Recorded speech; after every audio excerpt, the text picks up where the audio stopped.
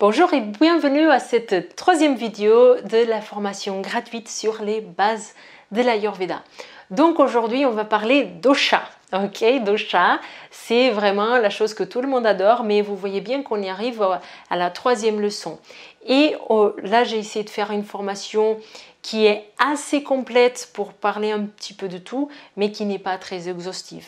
Donc dans la formation sur 3 ans, je parle de beaucoup plus de choses avant de rentrer dans les doshas.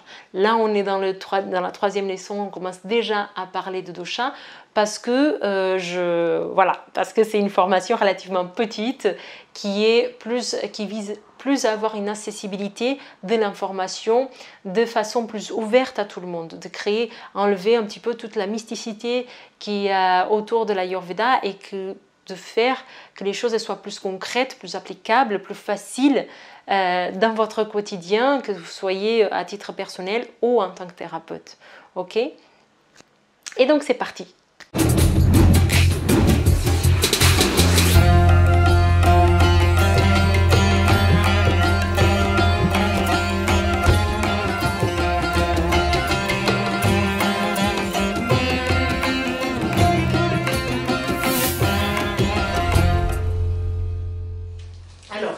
En Ayurveda, on va étudier donc ces 5 éléments et eux, ils vont se joindre d'une façon telle qu'on va avoir 3 doshas de base. Les doshas, ce sont des énergies, on peut appeler ça des énergies, ça peut être correct dans certains termes et incorrect dans d'autres contextes. Mais en fait, les doshas, ils sont aussi les gérants du corps, ils sont partout. Parce que les 5 éléments, c'est tout ce qui constitue tout ce qui existe. Et donc, comme les 3 doshas, ils sont faits à partir des 5 éléments, ben, tout ce qui existe sur Terre, ça fait partie et constitué des 3 doshas. Okay? Donc, quels sont ces 3 doshas? On va avoir d'abord donc Vata, qui est constitué d'air et d'espace. On va avoir le Pitta, qui est le feu et l'eau, et on va avoir le Kapha, qui est l'eau et la terre.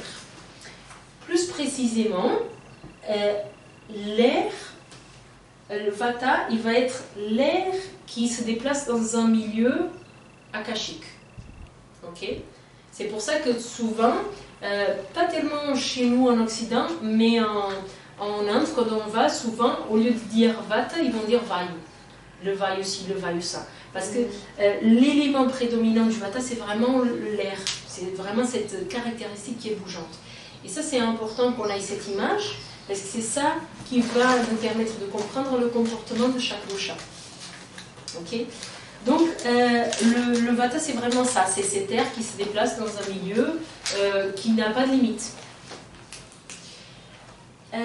Et le feu, ça va être une chaleur, ça va être un feu, donc l'élément prédominant, ça va être vraiment le feu, l'agni, qui va se déplacer dans un milieu qui est liquide. Donc c'est pas tellement qu'on met le feu et l'eau, parce que ça ferait bizarre, l'eau elle va éteindre le feu, mais en fait ce feu, c'est vraiment une chaleur qui va circuler dans un milieu qui est très liquide. Par exemple notre courant sanguin, tout ce qui est notre sang. Donc c'est vraiment une manifestation de ce pitta.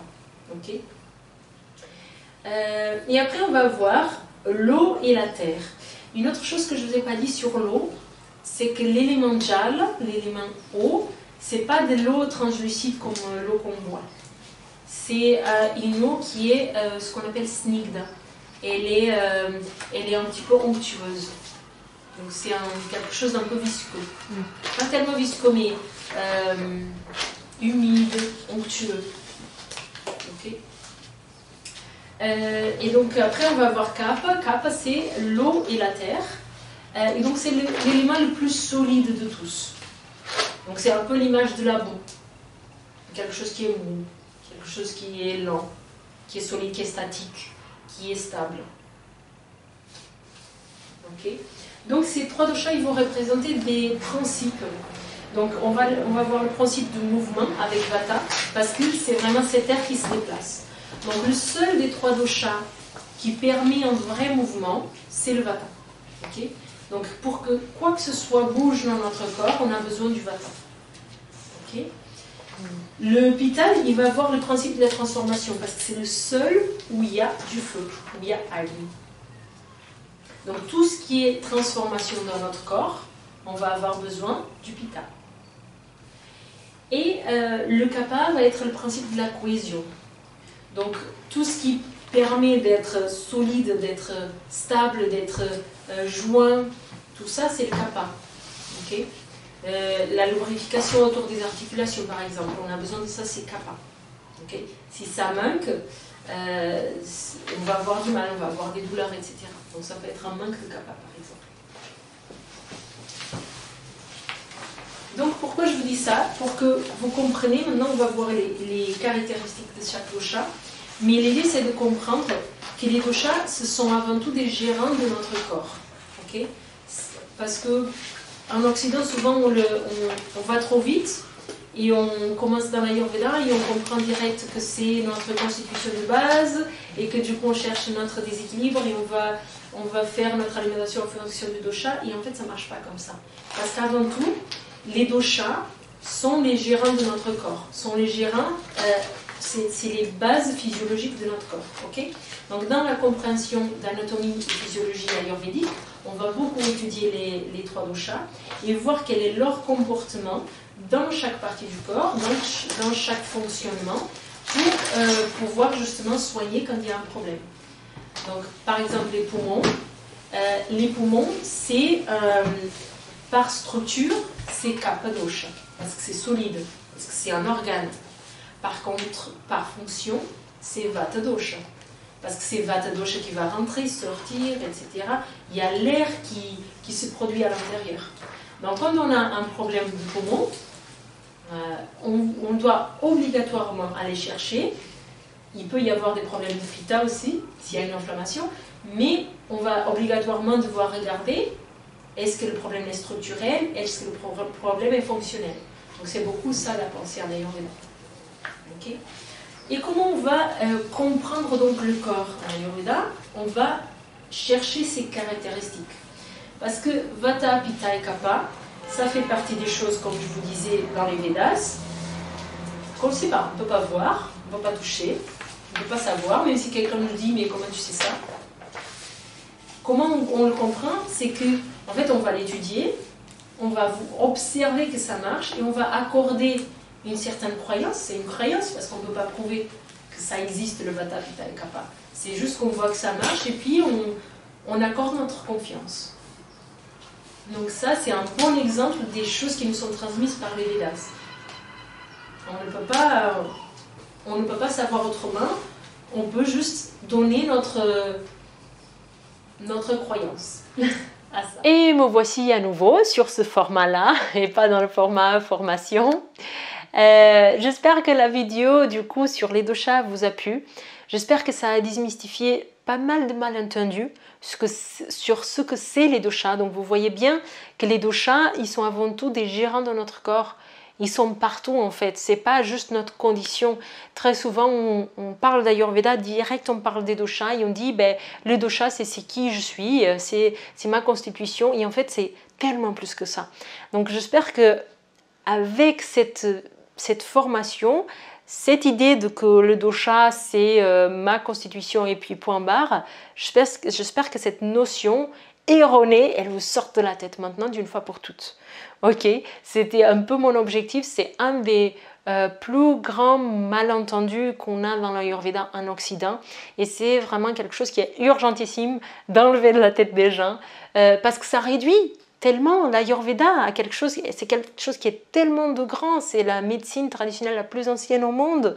Et comment est-ce qu'on pourrait croire que ça se résume à trouver 3 énergies, 3 humeurs et dire bah toi t'es ci, donc tu prends tel aliment et tu fais tel pranayama et c'est fini. Ben non, c'est pas ça.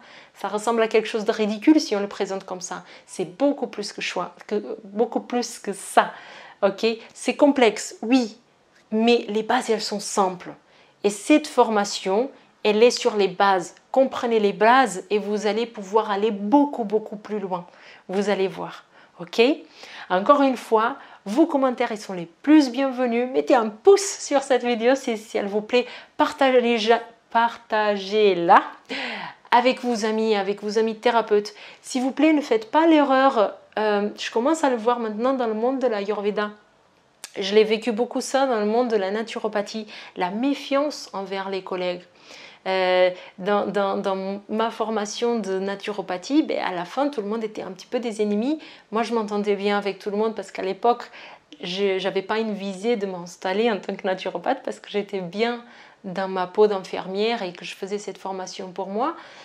Mais je voyais comme mes collègues, ils avaient peur de la concurrence et leur peur, elle faisait qu'ils se repoussaient et c'est triste. Et je voyais beaucoup moins ça dans le monde de l'Ayurveda et je commence à le voir et c'est triste. N'ayez pas peur. La peur, c'est l'ennemi de l'amour et elle vous enferme sur vous. Non, au contraire, partagez, soyez dans le partage avec vos collègues. Vous allez voir que tout se passe bien, il y a la place pour tout le monde. N'ayez pas peur, ok?